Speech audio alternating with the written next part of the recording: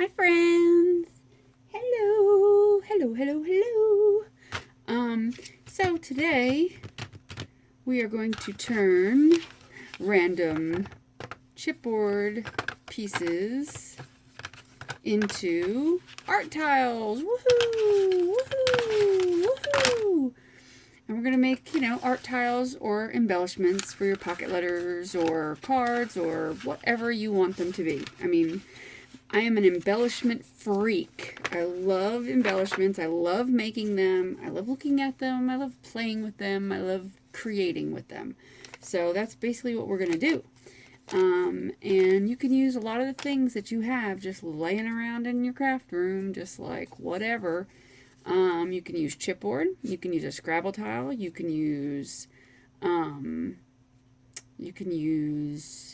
piece of wood. Like little wood things. You can make clay, like the clay tiles that I did in a video prior, like back a little ways.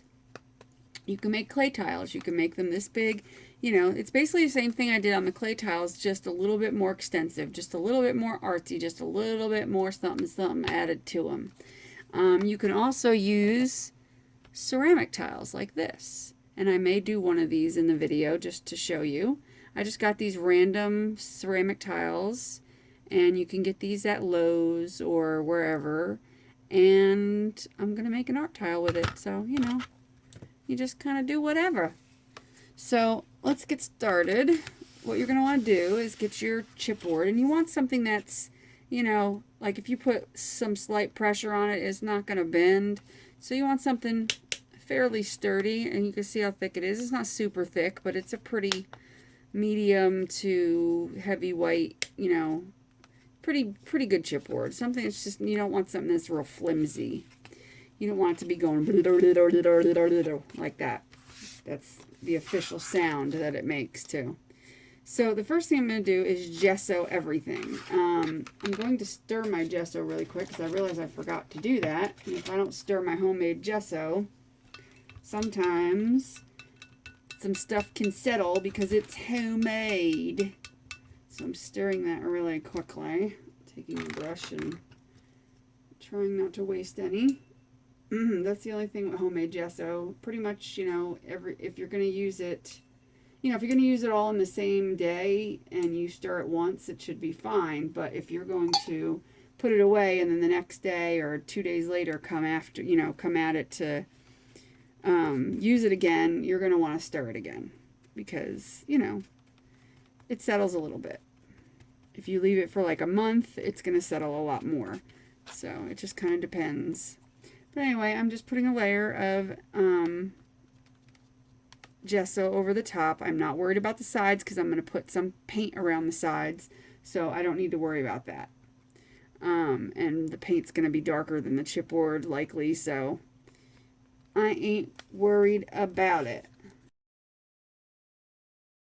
Okay, so we've got our tiles all gessoed and dry, and I even the only thing with the ceramic tiles, because they're so slick, put 2 coats of gesso. The rest of them I just put 1 coat of gesso, and that was fine for what I'm doing.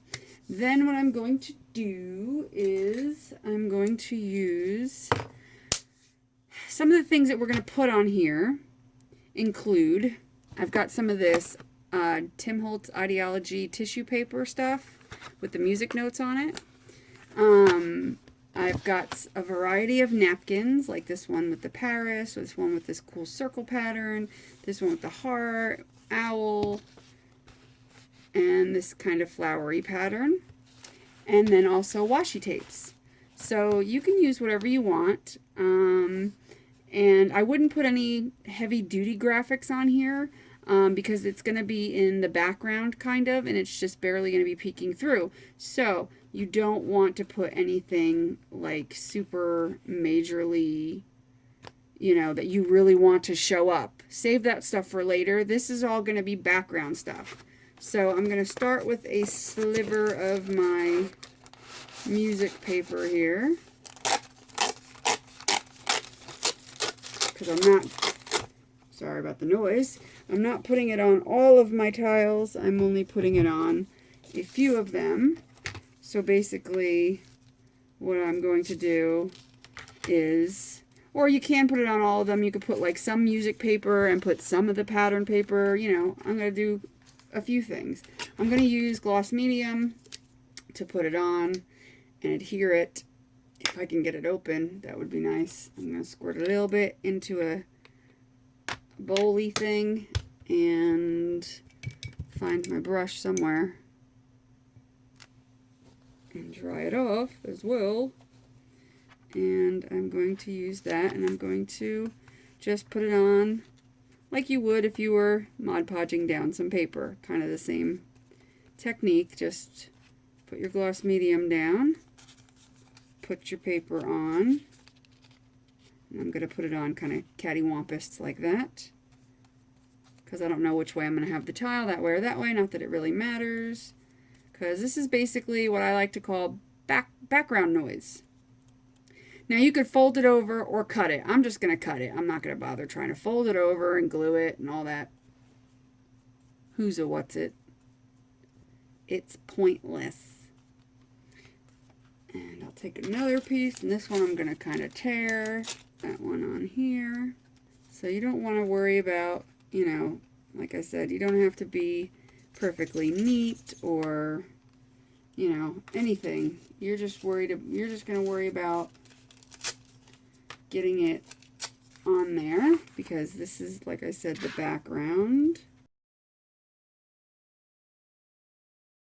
I'm going to add some of the napkins, and then I've got this extra one down here that I'm going to do like some washi. I might put, you know, I might put a little bit of everything just to see how it comes out.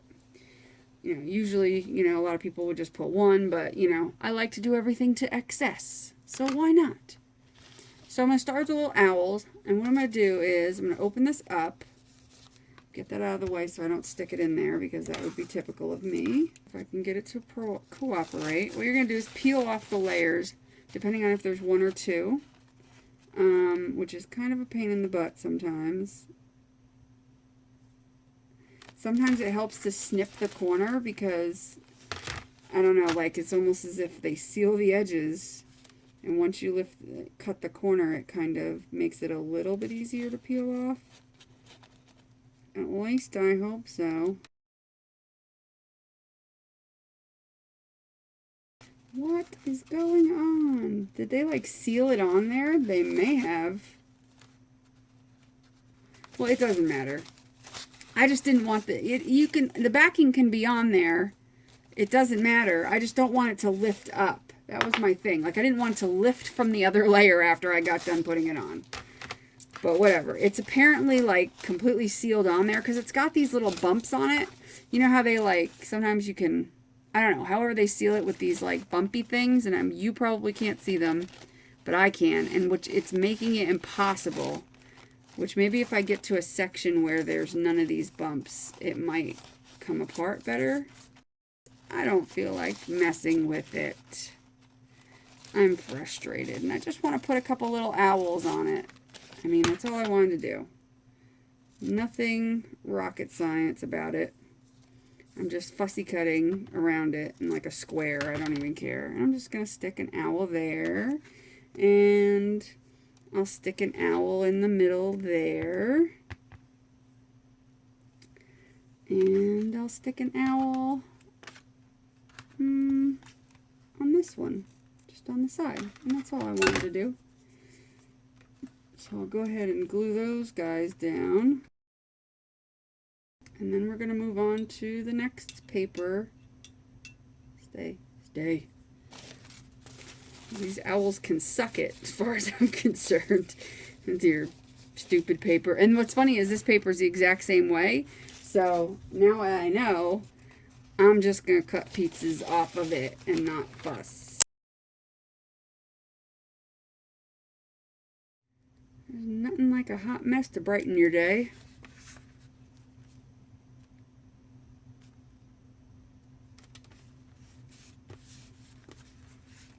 Okay. It's messy, but it'll do. It gets the job done. And if there's wrinkles in it, whatever. Who cares? Let there be wrinkles. It don't matter. And like I said, I'll trim off the, what's, if I don't keep lifting it. See, this is what I didn't want to happen. Now it decides to do this. You mother, insert whatever you want there. Son of a, that's what I didn't want to happen, which is why I tried to peel it. I hate you right now. Not you watching. I hate this thing. But it left behind a pattern, which is pretty cool, but I'm still going to cover over it and put that back on because I'm determined to have it on there. I knew that was going to happen. That's why I sat there and fussed and fussed and fussed, because I'm like, oh, I have to get it off of there or else, it's going to cause an issue. But no. I'm trying to figure out how I had this now, because it seems like it's backwards. Oh, Jesus. Now it's ripping. We're just going to throw it on here. We're just going to throw pieces of it on here. I don't care anymore if the owl's covered up or not. That to me is beautiful. Good. Good morning, America. Now my hands are sticky. All right.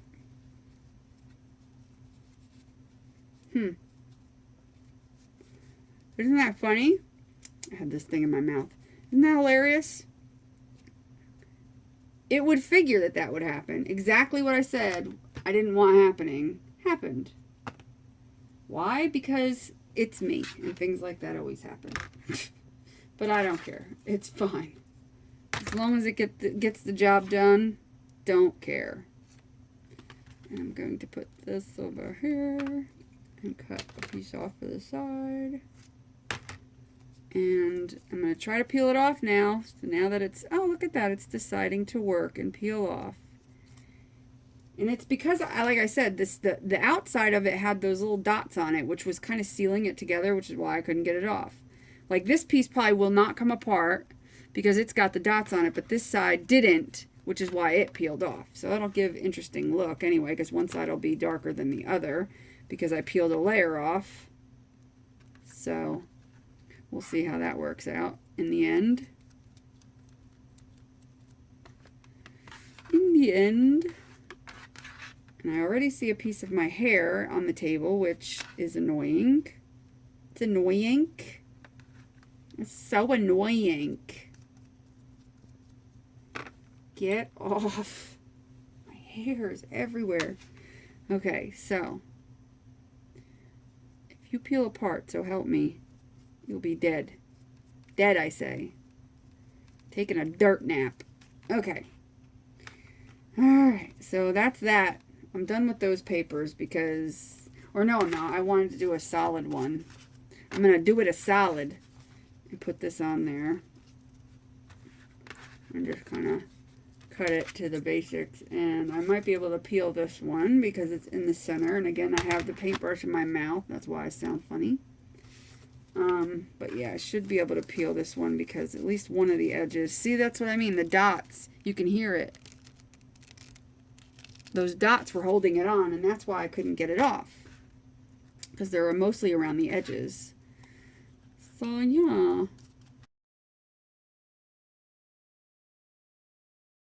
So, now that I did that napkin, now I'm going to work on with the regular napkins that peel apart easily.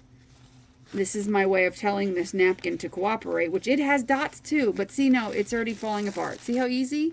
Why couldn't the other one be easy? Why did the other one have to be difficult? What does it have against me? Not really sure.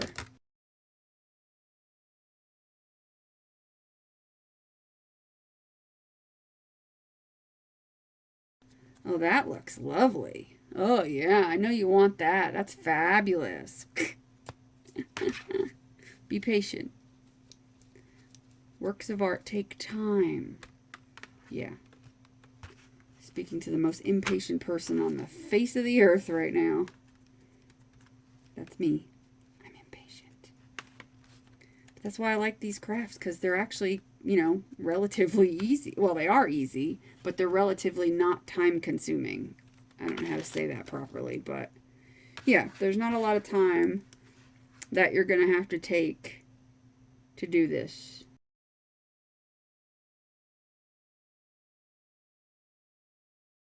Okay, and then last but not least, the Eiffel Tower, which of course I'm not going to be able to fit the Eiffel Tower, but there's some cool elements like this Paris, which that thing keeps falling out. I want to get that Paris on here, which it might not even pop through the later, but whatever. I'm going to throw that on there, and then I'm just going to throw some random of the pink on here and on here, and then we're going to be done with this step. Hooray, hurrah! I mean, and really, you can cover these with tissue paper and leave them as is and throw some glossy accents on them if you want. You are not in any way bound to do it exactly how I'm doing it. If you just want to go around doing that type of stuff and, you know, obviously you do a little neater job if that's what you're going to do. I mean, but, you know, do what makes you happy.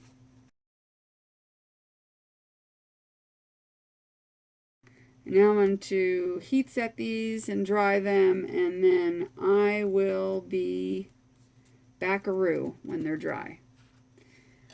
Later. Hello. Okay, so we're back, and glue is dried, and I turned them over and trimmed them, so they're all nice and trimmed, and they're gorgeous. Well, they're not completely gorgeous yet, but they will be. So now what I'm going to do is we're going to use some gesso, and this is where you get to play with your fingers and hope.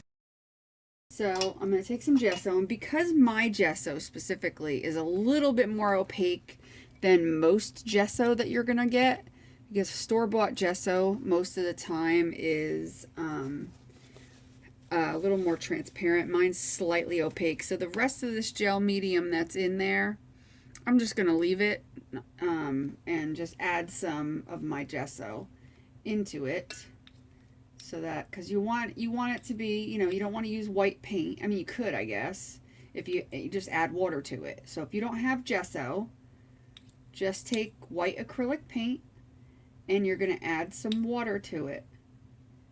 And what that's going to do is thin it down, because what we're going to do is we're going to put it over top of the tiles. We're going to use our fingers and we're going to kind of rub it over the tiles. That's why we're not going to use a brush, so that we can kind of rub it and take off how much we need. Because like I said, we want it to show up. We just don't want it to be, you know, we want the background to show up. We just don't want it to be completely covered. So we're just going to go over it. And if you end up putting too much, just keep moving your finger across it until it's, you know,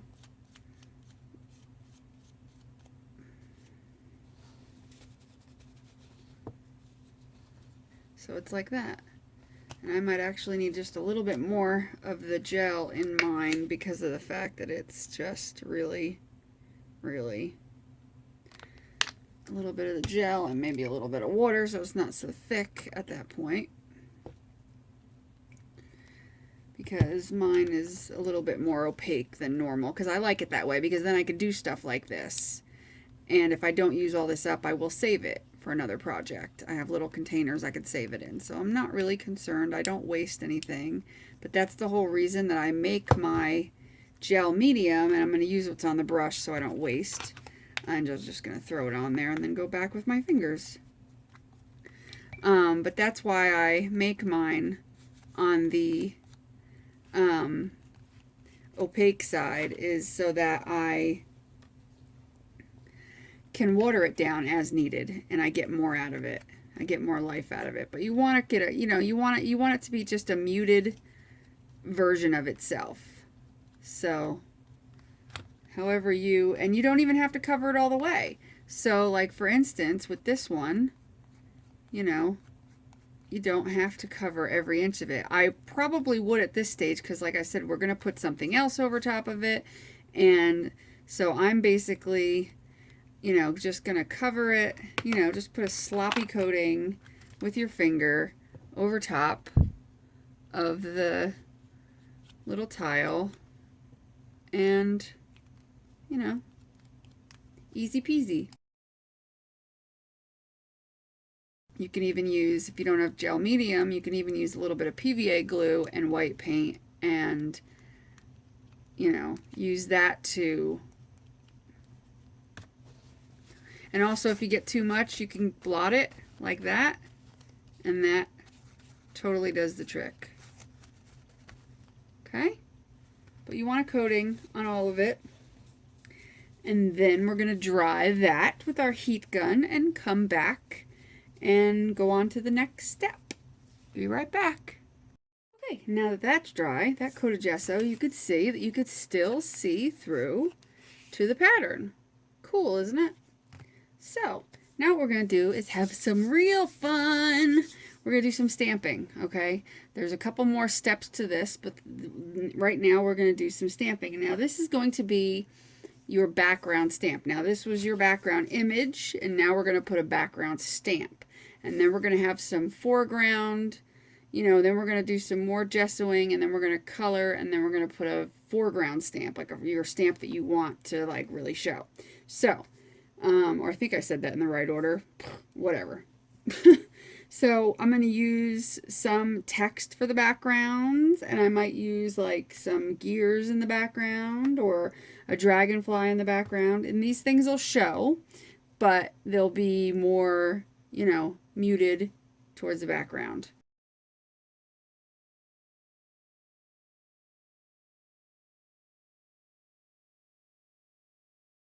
Okay, so we're going to put the ink away temporarily, but we're going to be using it again. Or you can use colored ink if you really want to, after in the next stages.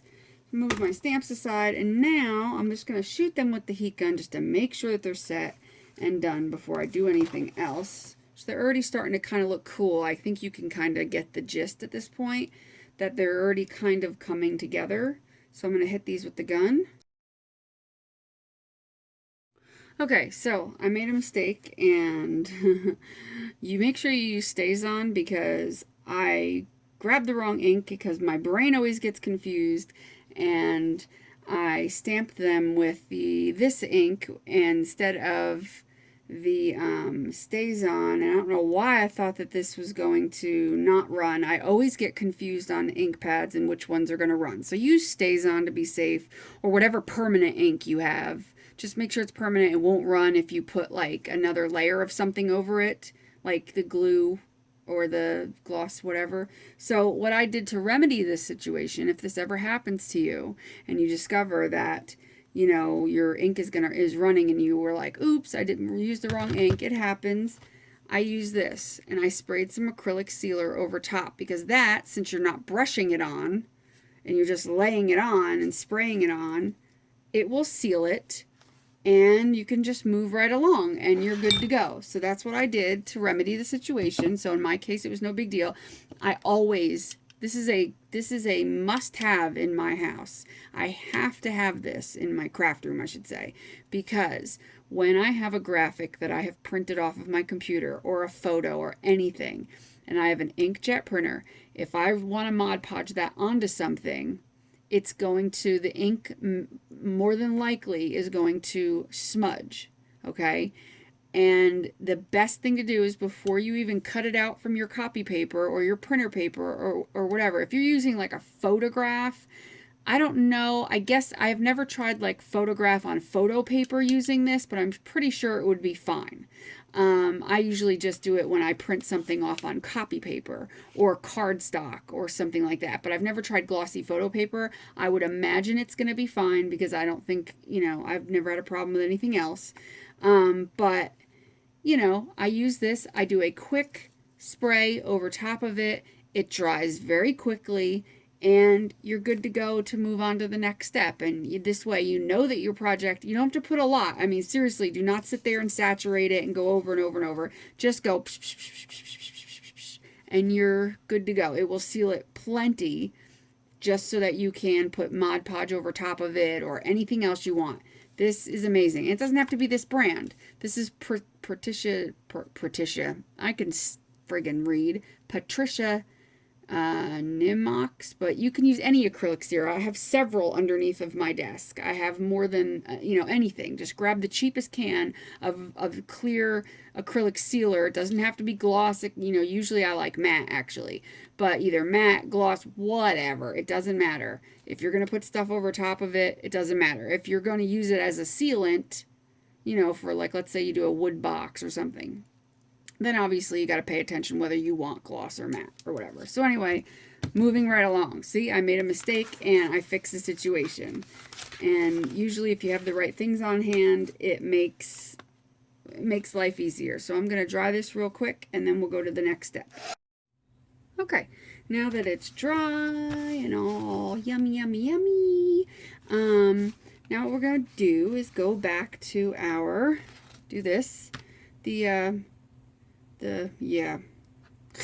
gesso, and we're just going to lightly go over what we stamped,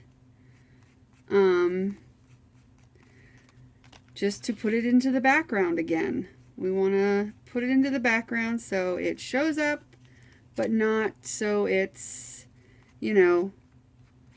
in your face. We want it to be, again, muted. So I'm just going to throw this on. You don't have to worry about the rest of it because the rest of it already had gesso. So just where you stamped. I mean, unless there's something you wanted to mute down more that you didn't before. So you really just need to worry about the stamped areas. If you stamped on the whole thing, then obviously you're going to go over the whole thing. So we're just going to go over. And now that I've got the sealer on there, obviously none of our ink is running. When that dries, you'll still be able to see the stamp through. You could still see the background paper. You could still see everything. It's just one is going to be a tad bit muted than the other, and so forth and so on. And I might actually mute down this little owl guy a little more, just so he's a little more in the background. Play. If you notice after it dries, let it dry and see what happens. And if you notice after it dries that still something is too in your face, then go back and add some more gesso. It's very simple. Okay, so now that we've added that layer, now again, I'm going to do like I did before, and I'm going to dry it, and I'll come right back. So I'll be right back.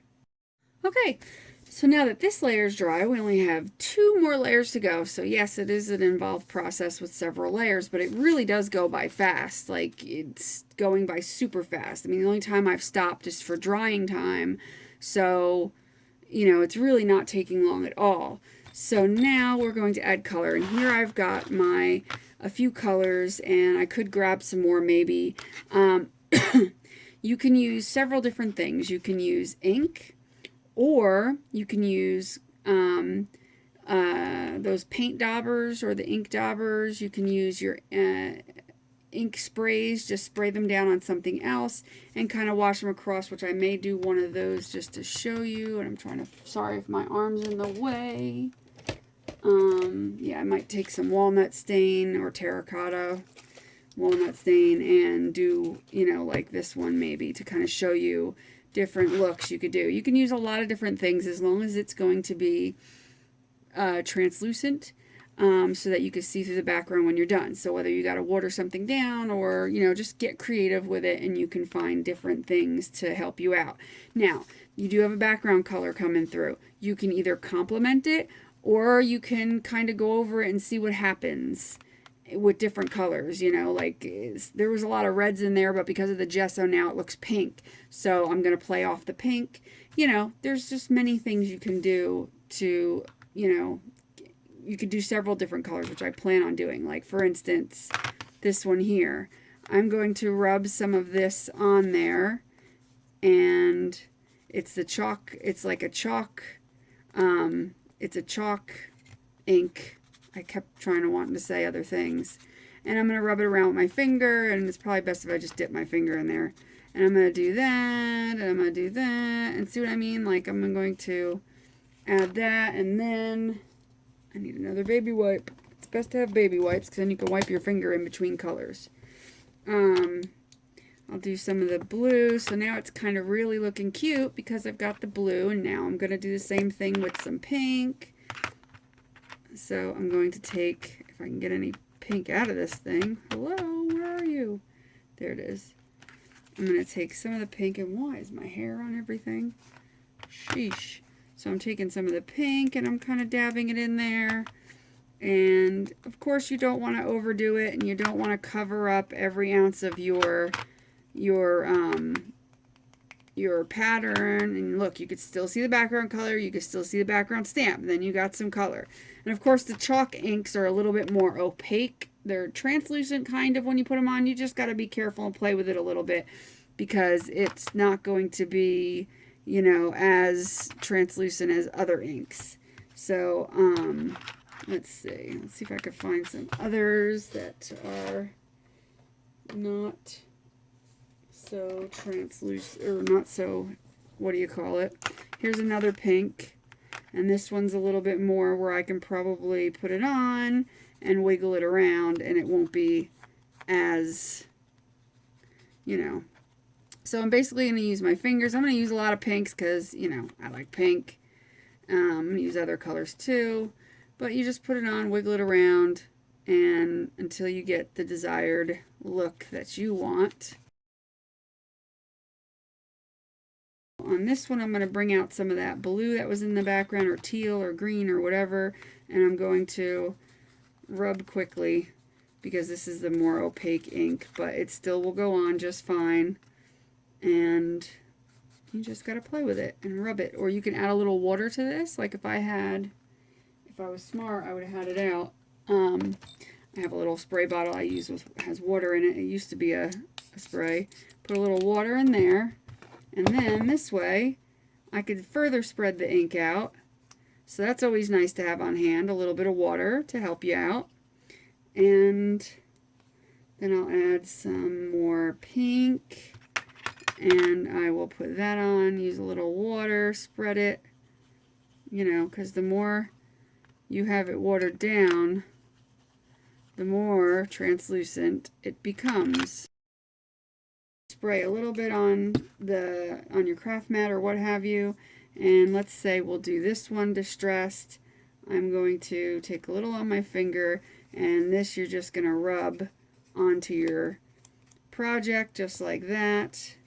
And this is the terracotta walnut stain, and I'm going to rub it like that, and then I'm going to go back in with, let's see, a regular walnut ink.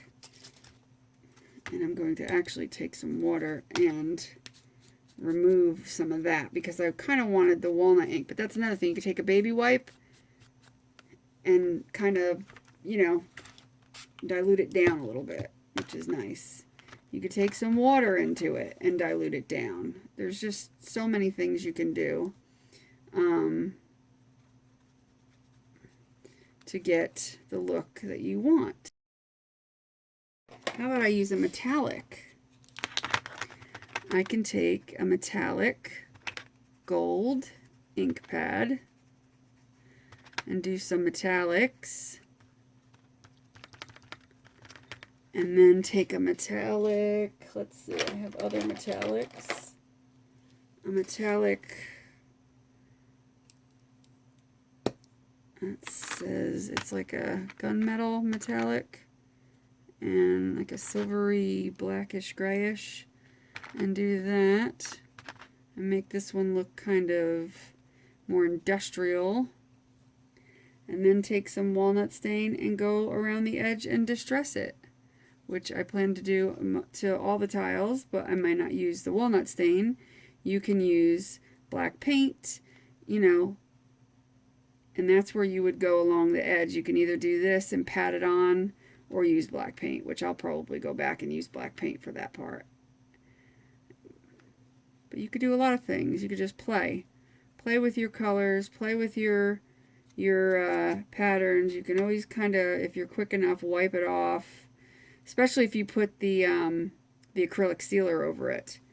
You could do a lot more with it when you do that.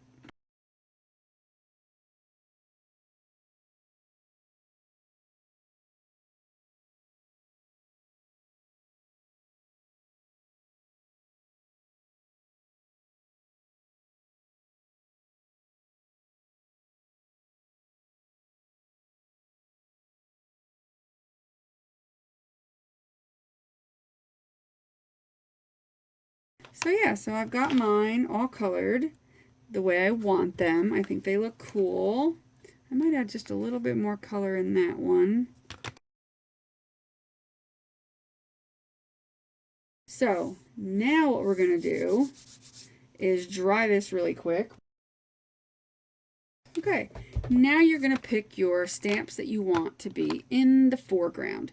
And you want to use a StazOn ink, obviously, after I made that mistake. We won't be making that mistake again. I don't have a lot of ink left in my StazOn, so unfortunately, if I have to use the archival, I will, and then I'll just spray it again before I put the glossy accents on, which we'll do, that goes after. So I'll see if there's enough ink in here. There may not be. I definitely want to use my Poodle stamp because poodles are my favorite and this stamp is adorable. So I want to use this one, and I might do 2 with the poodle. I'm trying to think. I might do these 2 here.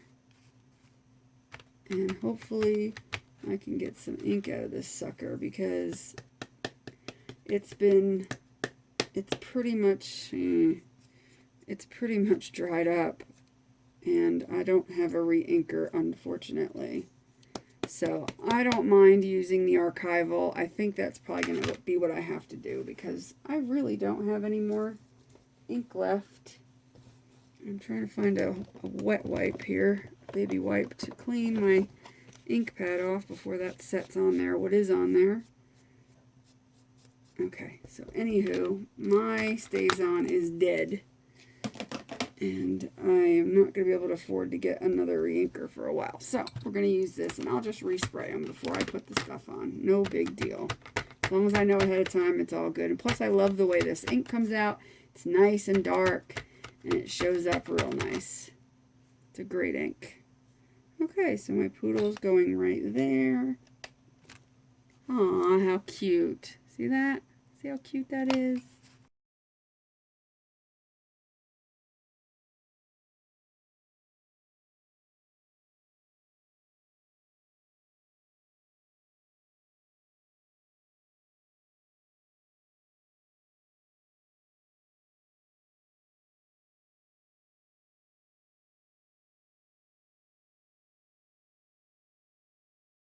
Okay, now that we're all dry, and what I did was I ended up using this, so of course I went over it with the spray.